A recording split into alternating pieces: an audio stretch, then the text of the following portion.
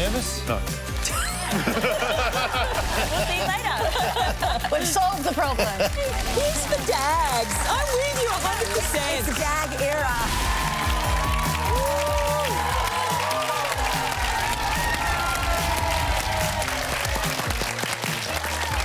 Well, this is the House of Wellness, and this is our last show of the season. I'm really sad. I'm going to miss you, Mr. Shane Crawford. Oh, that's very nice. Thank you, Mel. It's lovely to see Melissa Doyle. How good is Melissa Doyle? You've held the show together. I know You're like glue. You've held the show together. You're the funny one. It's been really, really fun. It's gone so quickly, but we've had to spend it, and it's been so good with the wonderful Evie Jones and, of course, our doctor in the house, Ahmed Kazmi. Lovely to see you. Hey, I've actually got my summer fun already started. Oh. I popped out and took the plunge with a Melbourne group that doesn't let the cold stop them from swimming all year round. It's 7 a.m. and the pink icy poles told me, be here on time, be ready to go, and I don't know where they are. Oh, there they are! Now, can I just say, it's a cold Melbourne morning. The wind's very chilly, sort of Antarctic breeze. The water temperature, about what? 13. 13 today. No. And how long do we stay in there? 13 minutes. Oh, 13 minutes. Because we say a minute per degree of water. That's what Right. Dr. Mosley said. We follow his rule, you see. Right. I'm just worried I'm going to lose my testicles. We don't have that problem. Oh, you don't? Yeah, that's not an issue. OK. Anyway, the pink icy poles. How did that all start? Because we wore pink hats, somebody said, oh, I think they're the pink icy poles, and then we just became the pips. Oh. So we're the pips. The pips? Yeah. Pips. Oh, I like that. Yeah. What gets you out of bed to do this? We feel fantastic. Yep. We laugh for the next hour. You'll hear it when we Yes. come out. It's good fun. I mean, it's because you're with a group of friends and it's a good laugh. And the love, really, isn't it, Moira? We're Yeah, really it's a all really mad good. about We've each other. become a very close group as a result of it, and it's a support network. It's the support you get from each other. Yes. In the water and outside. Life changed me last year when my husband had a stroke and I was devastated. The Pips put their arms around me, they embraced me, they supported me emotionally and physically. Yep. And I just feel very grateful that I had that support. Yeah, that's It's very worth $1 special. million. Yeah, that sounds... It's very special. It's very beautiful. I'm really hoping, because I'm here, I've turned up, I've shown that I'm committed, that I should become a Pip. Well... Is that asking a bit too much? Well, the thing is, you see, we're not so sure. We always said we'd never let the roosters in with the hens. So you know what? I'm OK with that. So I'm going to have to ask my fellow Pips, can we or can we not let this rooster in today? What do you reckon, Pips? I'm OK if you say no. I'll just watch. I'm in. I've got my pink cap. I'm a Pip.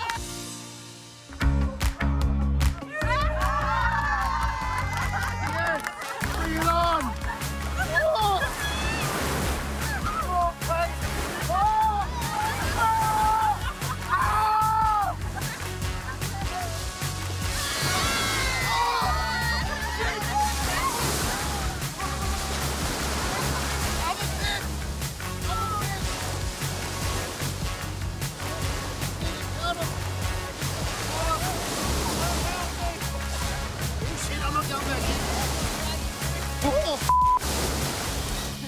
I don't think I'm a Pip anymore.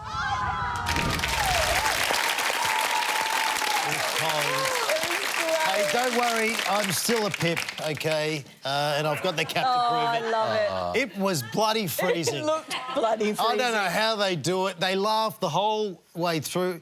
Before getting in, they'd taken the clothes off, they were laughing. And it was all about the connection. It really was. And some just want to jump in and feel alive, and then they race off to get a coffee, which is what I love. How often do they do it? They do it a couple of times a week. Wow. Yep. And they do it all year round, regardless of how cold it The is. weather. Don't you think we've learnt that a lot on the show throughout the season? So much comes back to connection, community, laughing, finding time. those things to give us joy. After watching that, I want to join. Yeah. Well, it's good, because I've volunteered you, I've volunteered Evie, and Mel. I said Mel would love to become a Pip.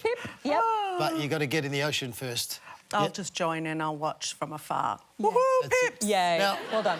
A long time ago, I used to live in the water all the time. Every day, it used to help me recover from doing some strenuous training. But there's a lot of benefits, isn't there, from the cold water? It helps with everything. Yes. And there's lots of data. It helps with depression, helps with anxiety, helps with cardiovascular health. It's anti-inflammatory. It's good for your muscles, good for your joints, good for your skin. As long as you don't get hypothermia or drown, it's pretty healthy for all your things. Oh, it was freezing. Did you do ice baths a lot in your footy days? A lot. Yeah. Lived in the ice bath. But then I'd always jump in a warm spa as well, so I'd sort of do a lot of hot and colds. And you'd always have that little carrot at the end. What? It's a bit like the pips. The coffee is the thing for them, where they sit down and shake through the coffee and then they get on with their day. It was very much, I get to jump in the hot spa. I've just got to hang in here a bit longer. But I just felt, your body just tells you, oh, do you know what? I think you feel a bit better from doing it. Can I just say a big thank you to the Pink Icy Poles. Thanks for allowing me to be a pip. Well, we're going to keep the beach theme going because after the break, we chat to legendary Aussie surfer Layne Beachley.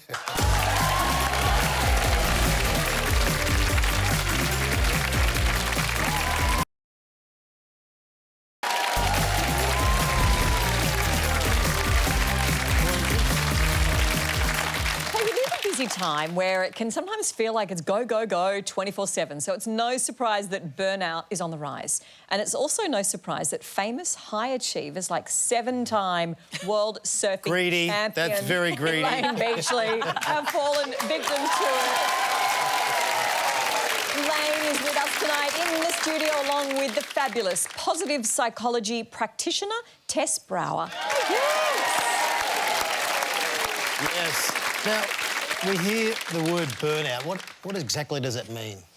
Well, it means you're burnt out. Thank you very much for coming in. Thanks for coming, Layne. We'll see you later. We've solved the problem. I mean, burnout, it appears in different ways. It affects different people in different ways. But ultimately, for me, when I'm in a state of burnout, I go into what I call the 3 Cs. So I go into a state of comparison. So I'm comparing myself either to others or other versions of myself, which ultimately leads to feelings of self-doubt. And then that leads to states of self-criticism. And so now I'm going from self-doubt to self-loathing. And then I start craving foods that start with the letter C: chocolate, chippies, cake, cheese. And all those things, they don't actually serve you. They don't support your long-term health and well-being, but they give you that little boost of dopamine and happiness for that moment. But for you, I know, Tess, you experience as a mum, as a business owner, and, you know, there's a lot of other things that you're dealing with. Yeah, I just noticed in my body is I was fried. Can't think of anything, didn't know how to look after myself, couldn't think of one thing that brought me joy. I was just totally frustrated with myself and life. When did you reach that point? I've reached it a few times. You know, I think the first time was when I had chronic fatigue syndrome back in the 90s, and it was called Yuppie's disease. That's when you were winning world titles, when I was, yes? well, I was competing for world titles, because I had chronic fatigue the first time in 1993, a week after I won my first event ever, and went from the euphoria of success to the deep despair and depression of having chronic fatigue syndrome. And I understood that, you know, my body was crying for help, but I wasn't listening. And one of the things that we share is we say that the body whispers before it screams. You, as a brilliant professional athlete, did you get burnout? Thank you. That's very nice. No, in the middle of my AFL career, I physically burnt myself out, and then mentally I had no idea. And I'm old school, I think. It's like, get on with it, toughen up, harden up. But I took time out just to go, hey, I need to get back on track here. And I wasn't really sure how to do that, but I went overseas at the start of pre-season and just went away with my friends for a couple of months. I was I'm lucky. sure the coaches were thrilled. No, they were right behind it because they knew that, oh, hang on, you know, you push yourself over the breaking point. Yes. And then I came back and then everything was back on track. When you've got to keep working and you've got to keep looking after the kids and you've got to keep turning up for everybody in your life, how do you then manage it? What do you do to get better? Have a look at your life, do a life audit and see where time and energy is leaking from your life. We need to schedule time for things that we love to do, but we need to know what we love to do. Now, for me, surfing is me time. That's what I love to do. And you do that? Daily. Like, so 7 times and world champion. I have been surfing with Layne before and, gee, I didn't feel good about myself. But if you were burning out when you were winning world championships, then what did you do to balance it out then? Took a break. OK. Now, the problem that we have when we take these breaks is that we take stimulation and distraction with us. in the form of our phones. And the minute that pings or vibrates or calls, your cortisol, your adrenaline, your stress response is activated. Tess is nodding. Yeah. I am nodding because I do, like, it's worse if you go away for a weekend and you say, oh, just keep on top of things. Oh, yeah. I'll just send that email. But it takes your brain 20 minutes to come back to relaxation if you send that one email. That is why I don't read emails. That is why. Any excuse. Or text messages, or listen to he doesn't answer voicemails. phone calls. What works for you? One thing that really works for me is around decision making, because we tend to put other people's priorities and expectations and ideals ahead of our own. And another experience that I had where I was in burnt out was my husband actually asked me, Layne, why do I always get the broken lane? And that was really hard to hear because it was never my intention, but I literally was saying yes to everyone and everything. Yes. And by saying yes to that, I'm saying no to him. I'm saying no to surfing. I'm saying no to presents. I'm saying no to the sunrises because I'm too damn busy. I'm on the treadmill. So you two have teamed up to create the Awake Academy. So who's it for and what does it do? It's a toolkit that Tess and I have both learned, for me in the water, for her in the corporate world, and then also recovering from a spinal cord injury. And it comes in a form of books, podcasts, online courses, collective membership. Yeah, and you know when they say a happy home is a healthy home? An emotionally regulated home is actually a happy home. When I get home from work, I actually have a fourth space. So I decompress myself in that moment, whether it's a quick breath or I just decide who I want to be. Otherwise, I come in as dictator mum or I'm running everyone like a military exercise because I'm stressed. And that's what we do at Awake Academy, is giving those people permission to emotionally regulate themselves, to have fun. I used to do that. You used to do that? Yeah. And what happened? I park outside the house or just down the road. Just have 10 minutes to get your energy levels ready to get in with the kids. Yeah. And then I pushed it out to 20 minutes and 30 minutes. And then I thought, okay, wake up the next morning. Then I go missing for days and days. And I don't want to get too personal, but I had dinner one night with Layne and her husband, who was in a band. What was the band called? I can't remember what it was In called. Excess or something Excess, like that? yeah, what it was. And then the next thing, I was up singing an In Excess song Oh, no. with her husband. Oh, no. And I thought I absolutely nailed it. He had the time of his life, and then you said the next day he what? He just didn't remember that. He didn't remember it. We were having a few Chose drinks not to at the remember time. that. Either way. He held the microphone and actually didn't sing because Crawf was just murdering the song. I mean, belting it out. It was actually singing it beautifully. Sorry. Wow, Yeah, truth's singing. coming out. Hey, congratulations on everything you do and helping so many people. And I think we've all been madly taking notes, so love it. So thank you very much for dropping in. Get that? Thanks for dropping in. I like it. You like? After the break, Crash Test Crawf tries darts. Will I finally get my first win?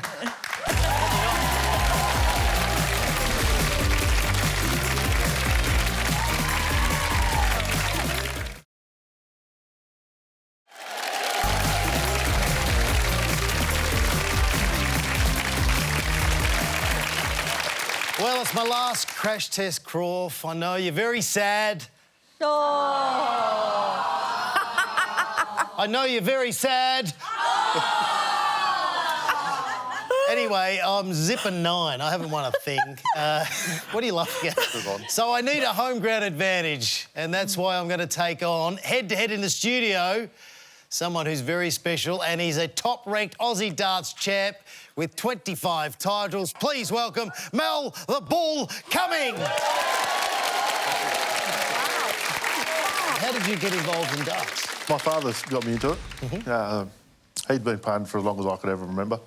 And, yeah, when I was 15, he said to me, do you want to play? I thought, why not? And so what was he thinking when he thought, oh, my son keeps beating me, I can't beat him anymore? That come a little bit later on, but, yeah, he wasn't happy about it. Did you become a dart shark and just start taking people's money? No, I have been told to try that, but it's just not in me to do it. Oh, that's lovely. There's still time, that's OK. Yeah. But I think what a lot of people may not realise is how massive darts is around the world, because I think, you know, some people might think it's a pub game, but it's not. Well, look at this. Anyone that doesn't know, Darts Delight. Gosh. That's huge. Yes. That looks like fun. Yeah. My boss I'm at thinks work. I'm at work. There you go. I love the costumes and the energy. And whilst you're doing it, they're making noise. They are, they're cheering and singing and... Well, you're on a big stage tonight because I tell you what, if you lose to me, nowhere to go after that. Imagine losing to a pleb like him? Shane the Crane, whatever that What is. makes fans so Crane. passionate? What do they love about it the most? I just think it's the atmosphere they create makes it more enjoyable for the crowd.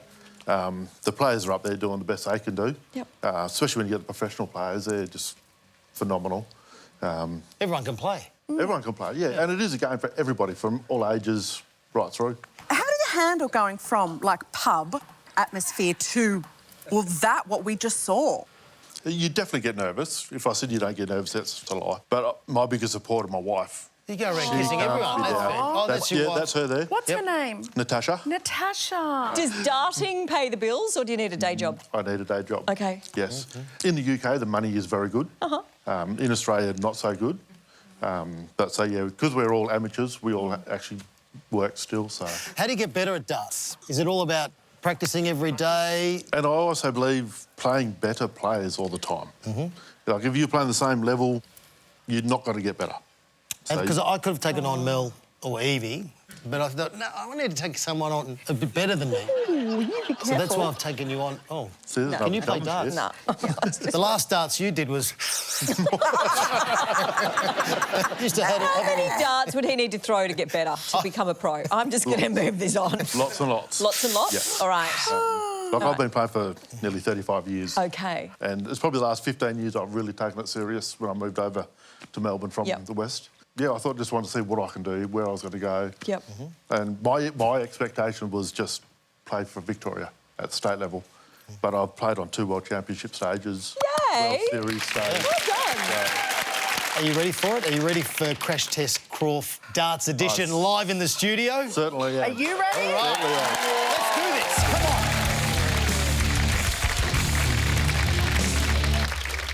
on. OK, we're here. There needs to be some atmosphere, I reckon. A bit of a dodgy bar vibe. So, Well, it hit looks the lights. dodgy there. Hello. Now, well, firstly, I just want to say you're taking on Crash Test Crawf, which is me. Yep. I haven't won all year, and I'm feeling really confident. Pressure's on. Are you nervous? No. You didn't even think about that. Sorry, mate. OK, so this is what's going to happen. We're going to have 3 shots each. Yep. The highest score is the winner. Okay. So that's a very quick dart game, I know. Can I just ask how you score? Because I always thought the bit in the middle was the good bit. OK, so the red one is how many? 50. The green one? 25. And then you got the 20, which is 20, but 20. in between the 20... That's triple 20, so 60. Oh, so if you can get that one, that's the best way to So that's go. better best than the way. bullseye in the centre. So that's why you go at the 20s the whole time? All the time, Oh, my God. And then the outside ring is the doubles. I've been playing it wrong my whole life. Whole life. Here we go. A little bit of noise, please.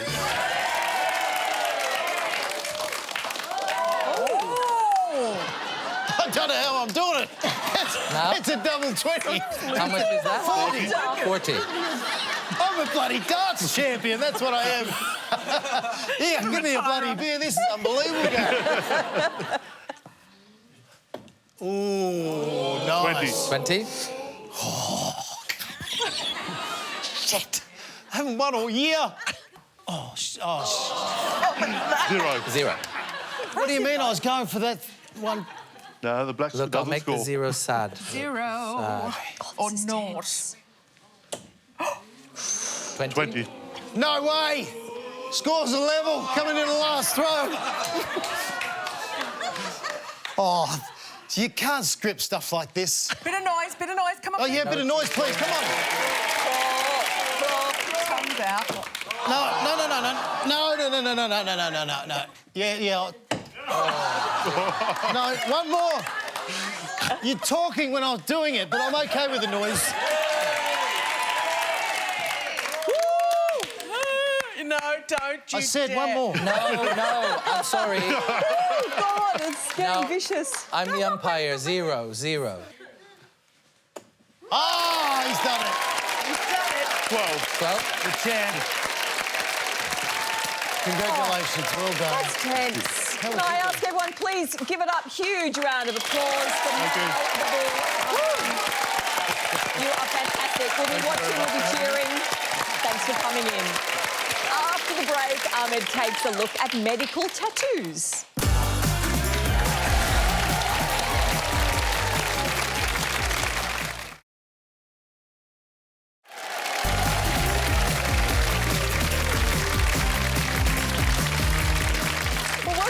House of Wellness. Now, Ahmed, you've been out and about doing a really interesting bit of research, which I love. It's fascinating. Tell us all about this story. So as a dermatologist, something I haven't had the chance to see in real life is paramedical tattooing. It's a practice that's gaining traction and has become an important part of many people's healing journeys. So I went to find out more. You may have heard of cosmetic tattooing, a semi-permanent treatment for fuller-looking brows, non-smudge eyeliner, and fuller, beautiful lips. But what if there was something on your body that you preferred to hide rather than accentuate? For this, we have paramedical tattooing. Hello. Hi, Donna. Hi, Ahmed. I'm Dr. Nice Ahmed. to meet It's you. lovely to meet you. So, Donna, what are you here for today? Ahmed, I've come for a 3D areola tattoo after having breast cancer. Donna underwent a mastectomy following the diagnosis and as a result lost an areola and nipple in surgery. Donna has also been left with scars from an elective arm lift. No matter how much gym or exercise I did, I couldn't get rid of the skin that was hanging under my arms. Yeah. So I had a brachioplasty where they tighten the skin and it leaves a scar from elbow to armpit. There is the scar prior. Oh, yeah, I see what you mean. This is the baseline photo, so this was before any treatment. That was before any treatment. So, darling, today what I want to do is just needle a couple of the little scars that are still just looking like scars. Thank you. So that we can kind of decrease that, get that collagen and elastin working, and at the elbow too. Donna, how soon after your first treatment were you able to wear the clothes you wanted or raise your arms above your head? Oh, I'd say within 3 weeks. Yes, it was amazing, the difference after one treatment. It was really exciting. Gosh, that looks amazing. It already looks so much better than the photograph you showed me. Yeah, I'm so happy with it. Donna, how did you feel when you were told you would lose one of your breasts? I guess shock. I just kept putting one foot in front of the other and I kind of wanted to protect my daughter and my mum and my sister, so I just soldiered on with it, as you do. Whilst I had the breast there reconstructed, which was lovely, shape and everything was great, I just had a big scar through the breast. As a female, for me, it was, odd. Just didn't look right, didn't look like me. I'm just adding back some colour where it's faded over time and re-enhancing the mammary gland. And I can see on your wrist you've got a few conventional tattoos. How does having this done compare to that? Oh, I don't believe there's a comparison. Honestly, this is just a tiny little scratching feeling, yes. Donna, what would you say to somebody who's considering it? Come along and do it. Come along and see something beautiful like Ali. It's given me the freedom to wear what I want, to be who I want. As you can see, I am not in any pain here now. Yeah. So it's great. Having spent the morning with Donna and Ali has been really eye-opening for me. And I can see how paramedical tattooing can be so healing for people, both psychologically and physically. To tell us more, we're joined by Ali Della Barca, who we just saw. Hi guys, thanks for having me. Can I start off the questions? I'd just like to know how you ended up involved in paramedical tattooing. Absolutely. So in 2017, I was actually diagnosed with cancer. And while surgery and chemotherapy were successful, and I'm forever grateful, I was left with scars that just served as a daily reminder of what I'd been through and really just didn't represent where I was and where I wanted to go. So I went on a research rampage and found paramedical tattooing. And as soon as I saw the work and the healed results, it's like the penny dropped. I knew this is what I want to do. I want to be able to bring this back and treat other clients so that they can have that same healed experience. It must be so rewarding. Oh my gosh, so rewarding. Just the smiles, the messages, the photos, I think people are in disbelief. It's kind of inconceivable that you can heal something that otherwise we would just think is part of us forever. And it's becoming really popular, isn't it? Definitely, more so now in the last couple of years. There was definitely artists and clinicians that have been doing this for a couple of decades, but they're really few and far between. So I'd say the last 2 to 5 years, it's become more prominent. Can you give us an idea then of the type of things, conditions that you treat the most? Yeah, absolutely. So I do 3D areola recreations, like for beautiful Donna that you saw. A lot of scar revision, so it could be surgical scars, even stretch marks, and then using tattoo pigments to camouflage skin. So if you've had a skin graft, for instance, and you've taken skin from somewhere else on the body, it might not necessarily match the surrounding area, and that's when specific tattooing techniques can be really helpful. And in vitiligo, like this gentleman here too. Can I ask, when you talk about like scars and you talked about stretch marks, are you colouring in the scar, the whiter bit, to match the rest of the skin tone? You can, but I like to take it one step further and do something that's considered medical needling. Don't hate me, doctor. No. But I was so impressed seeing the work she did, I have to say. Using a medical grade serum, we can actually break up the tissue, break up the tiny little stretch marks or the scar tissue to help it regenerate, basically giving your body new ways to heal itself. Before visiting Ali, my understanding of paramedical tattooing was just exactly as you've described, like using pigment to try and match the skin to the surrounding area, the skin that's been scarred. But I could actually see that she does a lot of work to even try and help with the texture.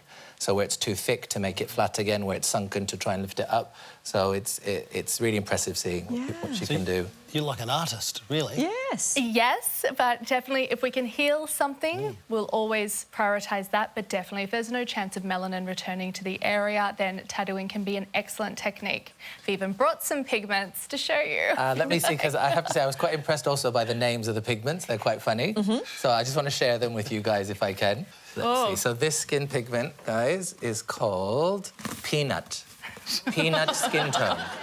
Oh, I think this may be mine. Yeah, this is your favourite. Hot chocolate skin tone. Oh, this is a bit more Crawf. Let's see. This is more me. Tattooing. Fair peach. Well, thank you for joining us. Thank you, guys. Thank you for bringing the story to us. We learned a lot. After the break, Mel takes us for one last global tour. We're going global through the weirdest wellness fads. One more. Just one.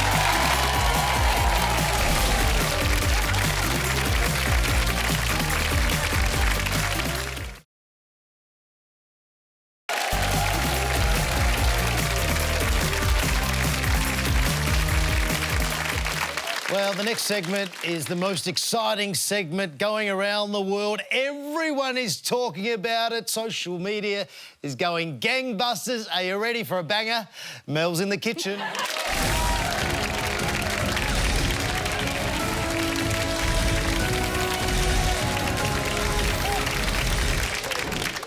Oh, all good things must come to an end, but I like to think the real worldwide wellness is the friends that we made along the way. So let's start our last jaunt in the Canary Islands to unwind in the cosy confines of the womb room. Designed to mimic being in utero, guests recline on waterbeds in a dimly lit space decked out with pink carpet and red splashes. The realism is also helped by the giant umbilical cord and the haunting, breathy soundscape that mimics what a baby hears. It's real. If you need to explain this to your kids, basically when a wellness guru and a five-star resort love each other very, very much, they put a tourist in the womb room. We've learned on our travels that people will smear absolutely anything on their faces in the name of beauty. I've already brought you facials involving bird poo, there was sheep placentas and urine. So why not finish with one more? Because New Yorkers are going crazy for camel milk facials. A great hump day pick-me-up. The milk is mixed into a mask for a 45-minute treatment said to even out skin tones and reduce fine lines. But when it comes to camel milk facials, much like a camel toe, people are clearly divided. Finally, this serious 10-week investigation has proved that there's a market for every possible spin on the humble massage. We've seen rub-downs using Swiss chocolate, Mexican cacti and literal snakes, as well as face slapping and being pounded with meat cleavers.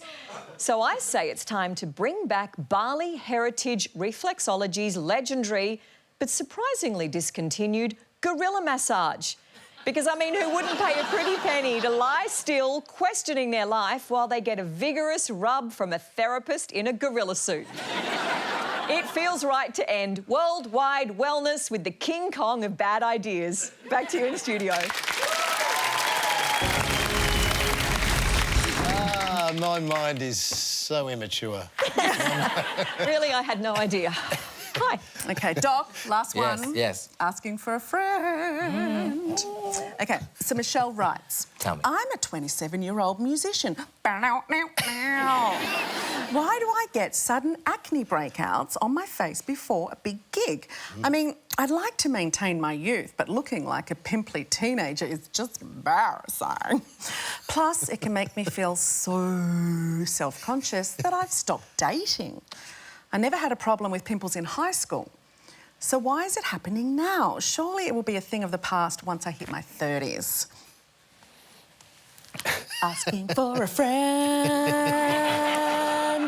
I think Michelle is a fairly typical story these days, actually. We refer to this scenario as acne tarda, which is where we're seeing a lot more patients that are keeping their teenage acne into adulthood or developing it for the first time in young adulthood rather than in puberty. And it's fairly common, much more common in women than in men, and we theorise a lot of reasons. We think it's probably a mixture of things like dietary changes, generally diets become worse, sort of reproductive choices, cosmetic practices, but I'm seeing lots of patients like Michelle, you know, women in their 20s or 30s that are still struggling with acne. Wow. What can she do? Yeah. So the treatment's actually very similar to conventional teenage acne. So teenage acne we refer to as acne vulgaris, just meaning common acne.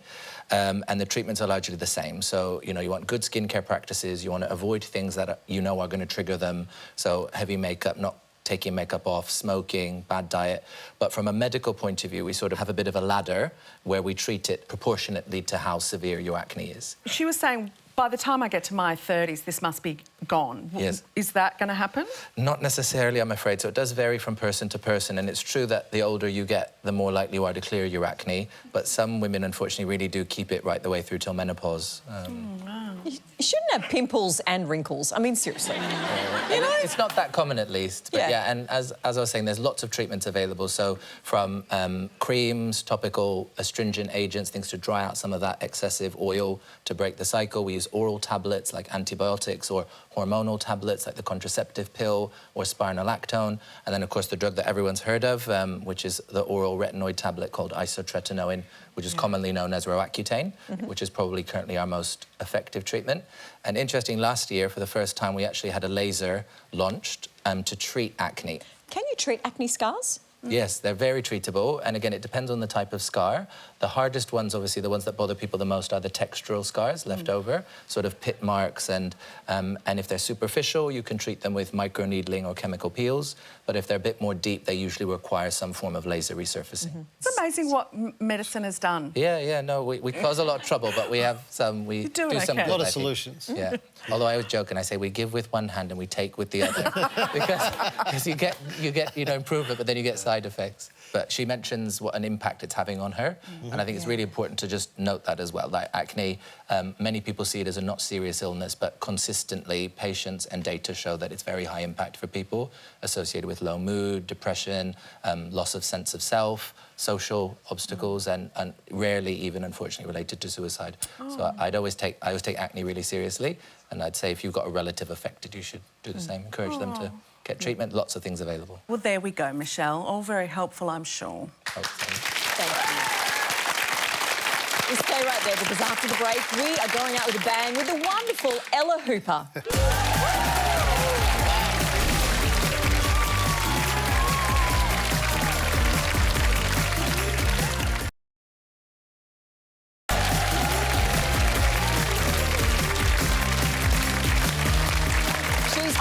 Well, ever since she burst into our lives as a teenager with Killing Heidi, our next guest has been an enduring and very much loved presence on the Aussie music scene. And she's about to head on tour with some brand new tunes. So would you please welcome the fabulous Ella Hooper.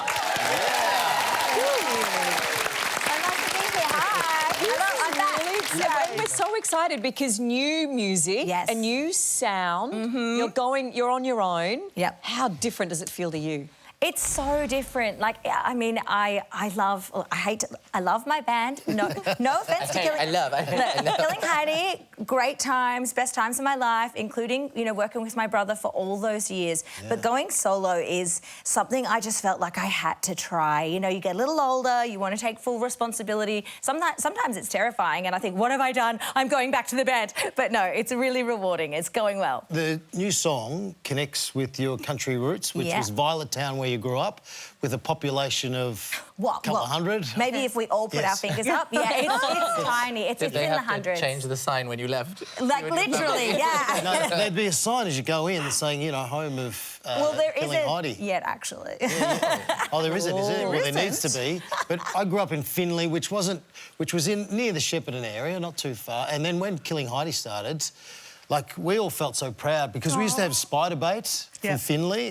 But when Killing Heidi started to take off, we're thinking, there's hope for any musicians out there, that someone from a little country town can go on and do great things, which you've done. But it's all about connecting with the country. That means so much. That means so much because I was that country kid also looking for signs that anything was possible, no matter where you're growing up. You know, in a super regional, isolated area like Finley or like Violet Town. For me, it's actually been the secret to my success. Like having one foot in the country, one foot in this tiny town where, yes, everybody knows everybody, everybody knows your business, but it's true community. And so then I go and operate in the big bad world of showbiz as well, which is so, so different. So it's the secret to my success is having that balance. Why is it called Violent Town? Oh, Violet. Oh, Violet. Not violent. But that is the gag. I thought it was violent. No, we're not running around smashing each other. No, Violet, like colour, not violent. Like the flowers. So every street is actually named after flowers. Wow. It's called Violet Town, Town of Flowers. Lily Street, Rose Street, Hyacinth Street, Tulip Street. I'm not kidding. And how was Nashville? That's where you recorded the album. Yeah. Was that a fun experience? Oh, I'm obsessed with Nashville. So part of this, well, this record is a lot about me having a bit of a revelation through a few massive life changes, losing my parents in 2022, both of them passed away. COVID, going through the COVID years, trying to be a musician at that time. I went to Nashville and I felt renewed. I felt like there was this whole new world that opened up to me there. I've made so many incredible friends and some of them are on this record. In the past, you've spoken about being your authentic self. And when you're in the limelight, though, like, how do you inspire people to embrace their inner dag? That's very important to me. I think growing up in the spotlight, you can either become hypercritical of yourself, your looks, the ageing process, whatever you want, weight gain, weight loss, all of that crap, can I say. So I think embracing your essential nature, for me, that's just a daggy, happy person. And I've lost that at times and I've refound that at times. But right now, I sort of have realised that locking onto that and really prioritising whatever keeps that solid is the most important thing. Oh, that's so lovely. It's dag era. Oh, it's gorgeous. We love you. We're so excited for what's ahead, this new adventure. We do. I know, and we're getting a little snippet. Yay. We're very excited. This is hot off the press. Oh. We've never played this song before, so we will try. Exclusive. We will try to... No pressure, No pressure. If there are any mistakes, they were intentional. Yeah. I'll be back.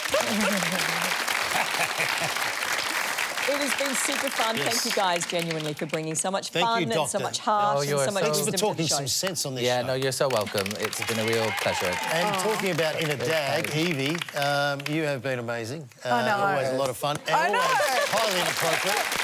And Mel Doyle, before you jet off with Oprah Winfrey around the world... Thanks for teaching me everything I know. I'm glad that I've been able to teach you and guide you through. No, you are so amazing to work with. You really are. I'm all gonna cry. No, you're such a professional. And I know I totally derail the show all the time, but you pull it back in line and we keep charging down the tracks. And can you make sure you mention to Oprah that I'm good at carrying bags and stuff? I will. Mr. Shankroff, it has been a joy. You are funny and you are absolutely a gentleman. Smart. Yeah, well, smart, super smart. But Smart it's been ass, fun, maybe? so. Yes. Let's talk about Ella. Keep an eye out for Ella Hooper's new album. It is out next year, and here she is now with a sneak peek with her brand new song, Bad Word. Yeah!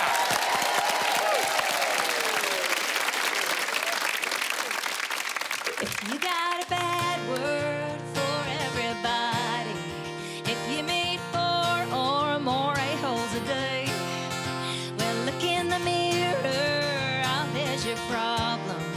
Let's watch that case of resting Bish face away. 'Cause it's a mean world, don't make it meaner. When a smile don't cost nothing to give.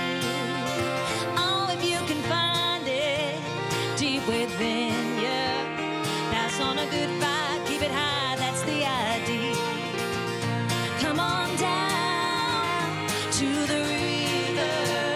Come on, wash those tears away. If you need a hug, if you need some love, let Mother Nature rock you like a babe again.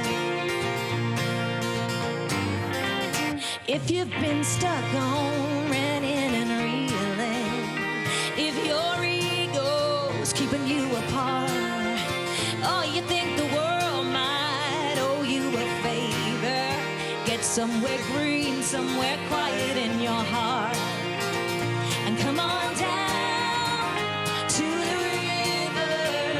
Come on, wash those tears away. When you need a hug, when you need some love, let Mother Nature rock you like a babe again.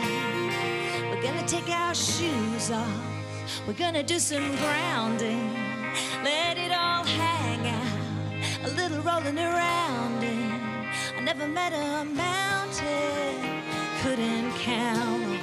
I never met a forest I didn't like.